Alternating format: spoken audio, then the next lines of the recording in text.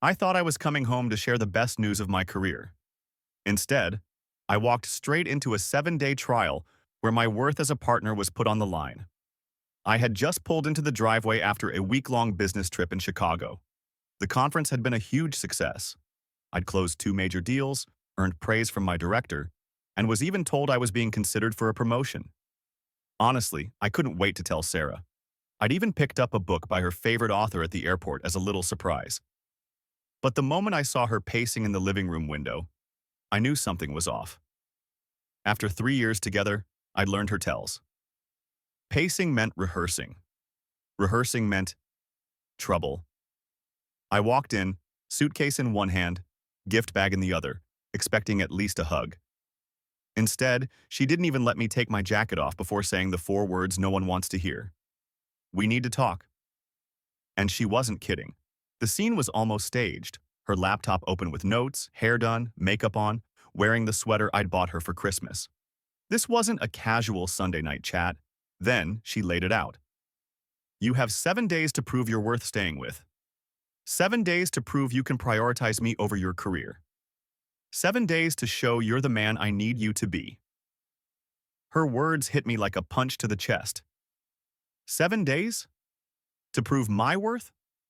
After everything we'd built together?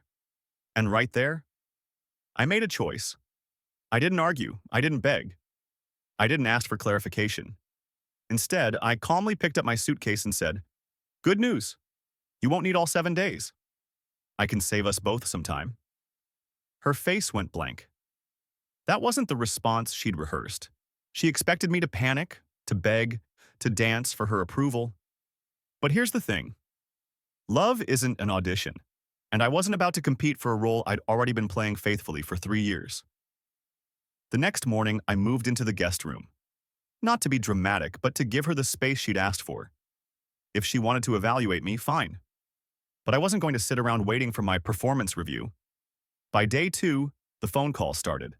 1, then 3, then 6 in a row. By day 3, she was showing up at the hotel where I was staying, begging me to talk it out. By day 4, her sister was calling.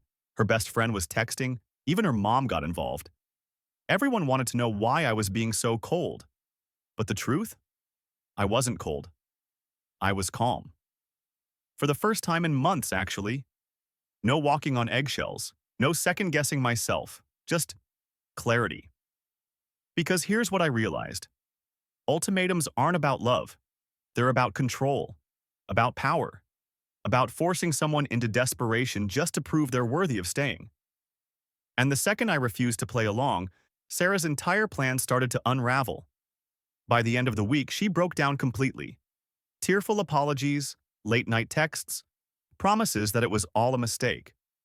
And maybe it was. Maybe fear got the best of her.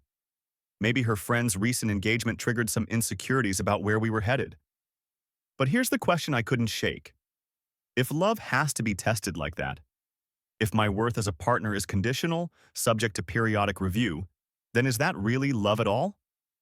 On day 7, she said the words I knew were coming. I choose you. I don't need any more time. I want us. But by then, I had finished my own evaluation. And the conclusion was crystal clear. While she spent a week deciding whether I was worth keeping, I spent a week realizing I didn't want to be kept by someone who thought love was a test in the first place. So here's the lesson I walked away with. Real love doesn't need a countdown timer. If someone makes you prove your worth, maybe the real question isn't whether you're enough for them, but whether they're the right one for you.